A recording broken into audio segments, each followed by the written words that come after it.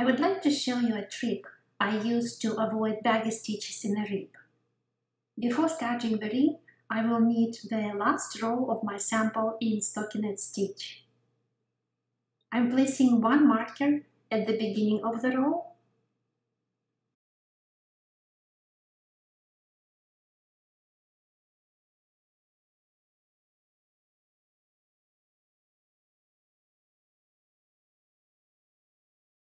and another marker in the middle of the row. And I will knit the two halves of the row differently to show you the different end result.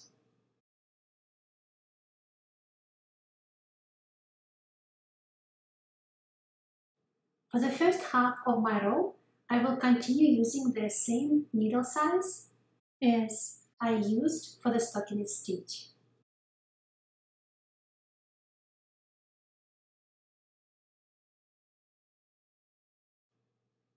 This is again the last row before I start the rib.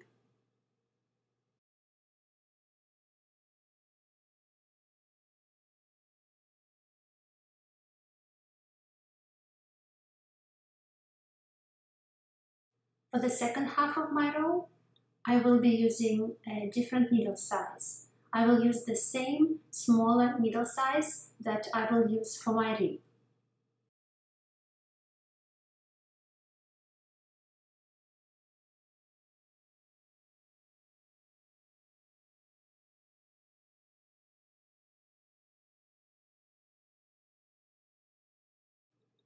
I'm switching from the 5mm needle to a 3.5mm, and I'm doing this not when I start knitting the rib, but I'm using it for the row before I start knitting the rib.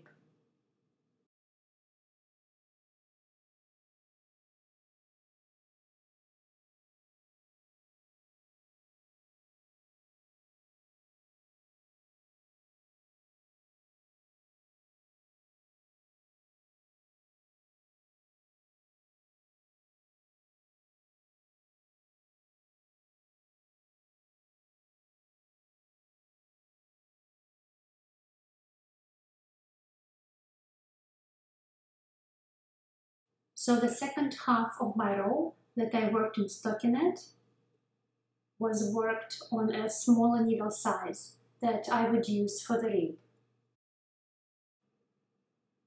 Now I will start working my rib, and I will continue using the smaller needle size.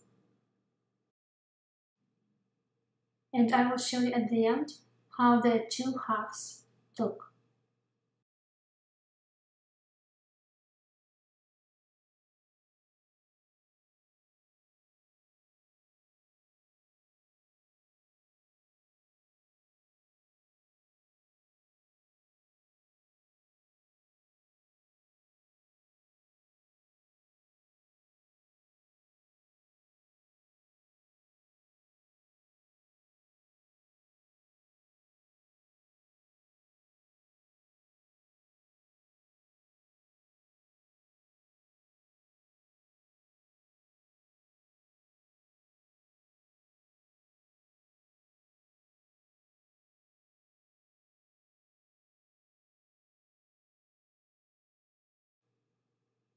I will continue knitting my rib in the round, and I will show you the end result.